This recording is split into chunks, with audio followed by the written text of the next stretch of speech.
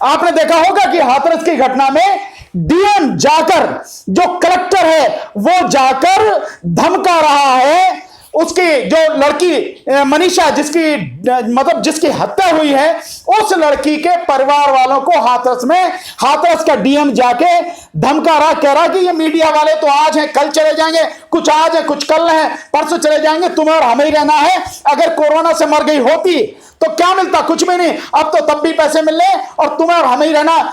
ये हिम्मत हो रही है डीएम की। यह डीएम ये समझ रहा है कि जो मुख्यमंत्री है उसका तेरे सर पे हाथ, और मुख्यमंत्री ने खुली छूट दे रखी है गुंडागर्दी करने की, तो तुम जो चाहोगे कर लोगे। डीएम को जरा होश में रहना चाहिए। ये जनता है, अगर जनता जाग गई तो धरती कम पड़ जाएगी भागने के लिए। डीएम को और मेरा यही कहना है, सरकार के सामने गिड़गिड़ाने से कुछ नहीं होगा। अदालत सबूत के बिना कुछ कर नहीं सकती है। आपके पास है मिलकर पूरे देश में ये जितना भी सफाई का काम है सब पूरी तरह से बंद कर दो, जब तक वहां के डीएम को, एसपी को, एसएसपी को, थाने के पुलिस वालों को, इनको सबको बर्खास्त नहीं किया जाता और उनके खिलाफ सबूत मिटाने के लिए एफआईआर नहीं की जाती। और इस एफआईआर के अंतर्गत सारे जो सबूत हैं वो तरीके से उसकी इन्वेस्टिगेशन होके कोर्ट में, फास्ट ट्रैक कोर्ट में मुकदमा नहीं चलाया जाता, तब तक पूरी तरह से बंद कर देना चाहिए। और पहले भी कह चुका था, आज फिर कह रहा हूं, कोई बचाने वाला नहीं आएगा, कोई तुम्हारी रक्षा करने वाला नहीं आएगा। लोग जाने की वहां कोशिश कर रहे हैं, जाके भी क्या करेंगे, मिलके भी क्या करेंगे, आप देख ही रहे हैं। और मिलने दिया नहीं जाएगा। पुलिस एक तरह से गुंडागर्दी पर उतरी हुई है। इसका केवल एक ही है, ये जो मैंने बता दिया, और दूसरा सब मिलकर दिल्ली से लेकर लखनऊ कूच करो, इस गुंडों की सरकार को बर्खास्त करो। बस यही है कि राम राज को आप ध्यान से देखें। जिस राज में महिलाओं पर जबरदस्त तरीके से अत्याचार हुआ, सीता का क्या कसूर था भाई? आप जरा मुझे बताएंगे कि सीता का क्या कसूर था? जब उसकी तीन बार अग्नि परीक्षा ली, अग्नि परीक्षा लेने के बाद भी सीता को सुसाइड करना पड़ा, आत्महत्या करनी पड़ी। धरती में समा जाने का मतलब क्या है? सीधे सीधे आत्महत्या, इसका ये मतलब है, उसको तरीके से समझा जाए तो उस समय भी महिलाओं पर अत्याचार होते थे। और वही रामराज है जिसमें महिलाएं किसी हालत में सुरक्षित नहीं हैं। और ये तो बेटी बचाओ बेटी पढ़ाओ का नारा देकर जनता की आंख में धूल झोंकने वाली गुंडे, बदमाश और बलात्कारियों की सरकार है। तो इसमें महिलाएं कैसे सुरक्षित रह जाएंगी? किसी भी जो सामाजिक कार्यकर्ता है, कोई राजनीतिक व्यक्ति है, किसी पार्टी का व्यक्ति है, आप किसी को नहीं आने दे रहे हैं। आपने पूरा गांव सील कर दिया है, वहां के रास्ते सील कर दिए हैं। और उस सब के बावजूद भी चिता की आग, हाथरस की जो वो लड़की है उसकी चिता की आग अभी ठंडी भी नहीं हुई। और 4 जबरदस्त घटनाएं, उसमें भी लड़कियों के साथ उसी तरह से। आप बलरामपुर की घटना देखेंगे, वही लड़की पढ़ते हुए अपने कॉलेज से, स्कूल से आती हुई लड़की, उसको किडनैप किया गया, उसकी जो है कमर की रीढ़ की हड्डी तोड़ी गई, उसके पैर तोड़े गए और बलात्कार उसके साथ में हुआ।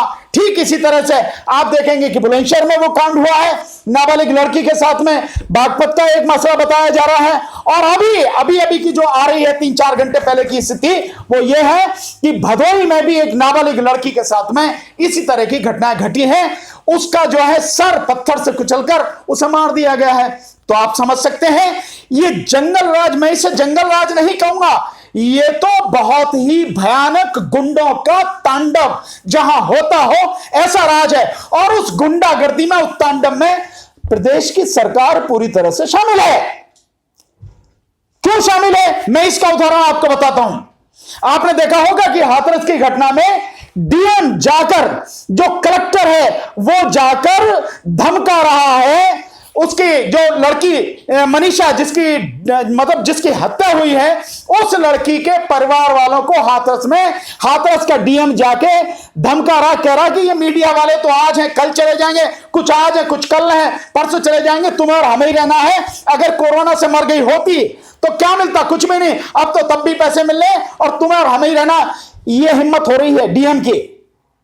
यह डीएम ये समझ रहा है कि जो मुख्यमंत्री है उसका तेरे सर पे हाथ, और मुख्यमंत्री ने खुली छूट दे रखी है गुंडागर्दी करने की, तो तुम जो चाहोगे कर लोगे। डीएम को जरा होश में रहना चाहिए। ये जनता है, अगर जनता जाग गई तो धरती कम पड़ जाएगी भागने के लिए। डीएम को और एसपी को, एसएसपी को, इनको सबको समझना चाहिए कि ये अभी जनता सोई हुई है, जागी नहीं है। अगर जाग गई तो धरती कम पड़ेगी भागने के लिए। तो जो कानूनी काम है उस कानूनी काम को पूरी ईमानदारी से, निष्पक्ष रूप से, कानूनी तरीके से करो। हालांकि तुमने पहले ही उसको खत्म कर दिया है। जो रिपोर्ट आ रही है उन रिपोर्ट के अनुसार से एफआईआर भी तुमने पूरी तरह से बेकार ही कर दी है। एफआईआर में कहीं बलात्कार की बात नहीं है, जो मेडिकल रिपोर्ट है उसमें कई पेपर्स में बलात्कार की बात नहीं है। तो तुमने जो कुछ भी कर दिया, और लाश को तुमने परिवार वालों को दिए बिना ही जला दिया, खत्म कर दिए, सारे सबूत खत्म कर दिए। तो गुंडागर्दी की हद है, इसकी कोई सीमा मतलब रही नहीं है। यह बहुत सुनियोजित एक षड्यंत्र होता है, सोची समझी साजिश के तहत यह षड्यंत्र होता है, जिसमें हर तरह के सबूतों को मिटाने की कोशिश की जाती है। और उसी कोशिश के तहत में उस लाश को रात में ही परिवार वालों को दिए बिना ही जला दिया गया। परिवार के लोगों को उस लाश का, उस बच्ची की लाश का अंतिम दर्शन भी नहीं करने दिया गया। यहां एक सवाल यह और खड़ा होता है कि क्या वाकई में उसी लड़की की लाश थी? जब आप किसी को देखने ही नहीं दे रहे, परिवार के किसी व्यक्ति ने देखा नहीं है, पूरी तरह से आपने बंद करके रखा है और आपने जला दी, तो क्या पता है कि वो उसी लड़की की लाश है या कोई और है? कुछ नहीं कहा जा सकता। तो ये सबूतों को मिटाने की बड़ी गहरी साजिश है, जिसमें शासन और प्रशासन दोनों शामिल है, नीचे से लेकर पुलिस और ये कलेक्टर और इसके ऊपर जितने भी लोग हैं पुलिस वगैरह के, और सरकार इसमें पूरी तरह से शामिल है। इसलिए सब कुछ किया गया है। दलित होना तो इस देश में बहुत पहले से ही बहुत ही बड़ा पाप रहा है। आप देखें, एक देसी कहावत है, मैं आपको सुनाता हूं, सुन के भी आप ये कहेंगे कि क्या इसे। देसी कहावत ये है कि भैया इनसे तो, दलितों से तो इस देश की घास भी जलती है।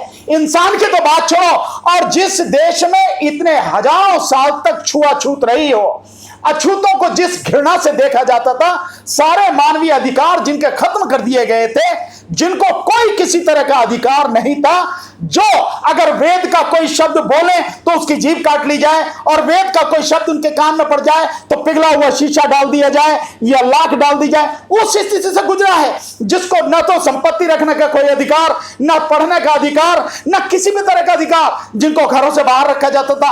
आज वो लोग पूज्य बाबा साहब डॉक्टर भीमराव अंबेडकर जी के शुभ कर्मों की वजह से, जो संविधान में उन्होंने प्रावधान कर दिया, उसकी वजह से कुछ बढ़ पाए हैं, आगे निकल पाए हैं, बढ़ पाए हैं, और मेन स्ट्रीम में कदम से कदम मिला के चलने की थोड़ी सी एक कोशिश हुई है, उसे भी खत्म करने देना चाहते हैं। और ये सब उसी जातीय और सांप्रदायिक मानसिकता के तहत ये सब कुछ हुआ है।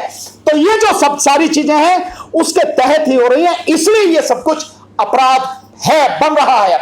मेरा कहना यह है, इन सभी लोगों से, चाहे राहुल गांधी हो, चाहे प्रियंका वडेरा हो, या कोई भी हो सामाजिक और राजनीतिक कार्यकर्ता, सबसे मेरा एक कहना है, साथियों हाथरस में जाके अब करेंगे भी क्या?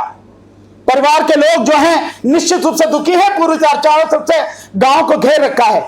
मैं समझता हूं इसका सबसे बढ़िया तरीका जो हो सकता है, हम सब मिलके, सभी सामाजिक कार्यकर्ता, सभी जागरूक साथी, साहित्यकार, पत्रकार, जो भी हैं, जो सच के हक में आवाज उठाने की हिम्मत रखते हैं, जितने भी राजनीतिक पार्टियां हैं, सामाजिक संगठन है, सब मिलके दिल्ली से लेके लखनऊ के लिए कूच करने का हम लोग सब एक बैठ के प्लान बनाए, पूरा मास्टर प्लान बनाए, और यहां से लखनऊ के लिए कूच करें, और इस गुंडों की सरकार को पूरी तरह से बेदखल करने के लिए, इसका तख्ता पलटने के लिए हम सबको मिलकर काम करना चाहिए, तभी रुकेगा। और मैं समझता हूं होना तो चाहिए, प्रधानमंत्री का अभी कोई इस पे शायद कोई एक भी जरा बयान वगैरह कुछ आया नहीं है, और वो प्रधानमंत्री हैं जो 2017 में चुनाव के दौरान कह रहे थे कि उत्तर प्रदेश का वो हाल है कि बच्चियां यहां निकल नहीं सकती हैं, शाम को 5 और 6 बजे के बाद में लड़के जो है इस तरह के टोंट कसते हैं। अबे वो तो टोंट कसने की बात करो, यहां तो लड़कियों की बलात्कार कर दिया गया, बलात्कार गैंग रेप हो रहे हैं, और उसके बाद में उनकी हत्या हो रही है, और हत्या भी कितनी बुरी तरह से, गर्दन की हड्डी तोड़ी जा रही है, रीढ़ की हड्डी तोड़ी जा रही है, पैरों की हड्डी तोड़ी जा रही है, जीभ काटी जा रही है, और उसके बाद सरकार द्वारा, पुलिस द्वारा सबूत मिटाए जा रहे हैं। अंधेरे में ही जो उनका बिना परिवार को दिखाए, शक्ल दिखाए भी, बिना परिवार की उपस्थिति के ही उनका अंतिम संस्कार किया जा रहा। प्रधानमंत्री को नजर नहीं आता ये? श्रीमान 56 इंची चौकीदार महोदय, आपको ये जो सब कुछ हो रहा है नजर नहीं आता? आपको नजर आना चाहिए, आपका बयान आना चाहिए, और आपका बयान इस तरह से आना चाहिए कि जो दोषी हैं और पुलिस अधिकारी भी जो दोषी हैं, एक भी पुलिस अधिकारी बचना नहीं चाहिए। और ऐसा डीएम जो धमकी दे रहा है उस पीड़ित परिवार को, ऐसे डीएम को इतनी इस तरह की सजा दी जानी चाहिए, उसे तुरंत बर्खास्त किया जाना चाहिए, क्योंकि ये एविडेंस के साथ में छेड़छाड़ है। ये इस सबूतों के साथ में, गवाहों के साथ में, गवाहों को धमकाने और सबूतों के साथ में छेड़छाड़ है। तो चाहे डीएम हो, चाहे एसपी हो, चाहे जो भी पुलिस अधिकारी हो, जितने भी इसमें इन्वॉल्व हैं, सरकार के जितने लोग इन्वॉल्व हैं, चाहे कोई मंत्री है या मुख्यमंत्री भी है, उसको भी इसकी सजा मिलनी चाहिए, तब है। नहीं तो श्रीमान जी आप जो कह रहे हैं ये शुरू से ही वैसे भी सिद्ध है कि आप झूठ के अलावा कुछ नहीं कहते, और आप क्या बचाएंगे, क्या मुख्यमंत्री को कहेंगे, क्योंकि आप ही के संरक्षण में तो चारों तरफ ये सब कुछ हो रहा है। इसलिए बेटी बचाओ बेटी पढ़ाओ का नारा बिल्कुल बेकार। ये गुंडों की सरकार है, गुंडागर्दी पर उतरी हुई है और गुंडों को पूरा संरक्षण दे रही है। तो इसके दिख रहे हैं किस तरह से जो है उसने, सेंगर ने जो है, जो लड़की जिसके साथ में बलात्कार किया था और उसके पूरे परिवार को खत्म करवा दिया। आपको देखा चिन्मयानंद का आपने उदाहरण देखा, और कठुआ वाला जो था, क्या था कठुआ वाला भी तो यही था कि जो बलात्कारी हैं उनको बचाने के लिए बीजेपी, पूरी भारतीय जनता पार्टी की पूरी जो टीम है वो सब कुछ खड़ी हो गई। और यही नहीं है, केवल यही नहीं है, इनके साथी भी आपने देखा नीतीश कुमार के यहाँ पे क्या हाल हो रहा। वहां तो कोर्ट ने ही रेप की पीड़िता को जेल भेज दिया और उसके साथी जो है उनको भी जेल भेज दिया। ये स्थिति है, ये हालत है। तो आप समझ सकते हैं कि बीजेपी जो है वो बीजेपी वाकई में, इसमें कहने की कोई शक नहीं है, कोई झूठ नहीं है कि गुंडों की सरकार है और गुंडों को संरक्षण देने वाली सरकार है, और महिलाओं को अपमानित और पूरी तरह से तहस नहस करके उनके आत्मविश्वास को, उनके आत्मबल को ध्वस्त करने वाली सरकार है। और वो वही चाहती है कि औरतों के साथ जैसे पहले होता था अछूतों की तरह व्यवहार, उसी युग में पहुंचाने के लिए वो पूरी तरह से मुझे लगता है कटिबद्ध है।